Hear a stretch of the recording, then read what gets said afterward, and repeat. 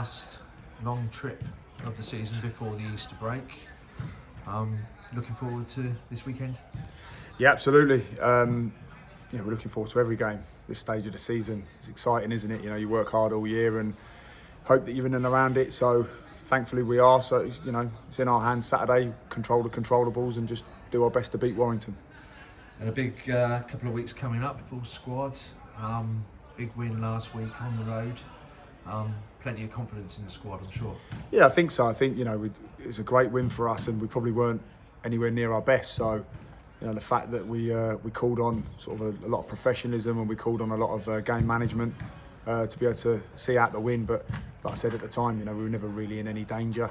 Just would have liked it to have been slightly more comfortable and a few more things in terms of the controllables being seen to. So yeah, listen, it's at this stage of the season when a club like we're in the mix with the likes of Kidderminster, Scunthorpe, Chesters of the world, that I suppose really we shouldn't be anywhere near. It's you can't give us anything but confidence, and everyone's starting to believe now. Everyone's starting to really see a chance of winning the league, promotion, but first and foremost, outside of all of that conversation, first and foremost we have to beat Warrington, and we don't look past that. Yeah, there's lots of twists and turns in the leagues as we saw last weekend, so it's going to be a big couple of weeks coming up. 4 games pretty much in just over 2 weeks. Yeah, that's why we part of our professionalism is making sure we don't look past Warrington. It's they're a good side. They'll be disappointed to be relegated at this stage, but on any given day they can perform. So we have to worry about ourselves. We have to control our controllables, and ultimately, like you just rightly said, there's a lot of football to be played. 4 games is quite a lot. It could go either way. We know football has a habit of being unpredictable. So look, we have to control our controllables. We have to be professional in our outlook, our game strategies, trust our own process. Just aim to be the best version of ourselves. Outside of that, the football gods look after it. So God willing that we're at our best.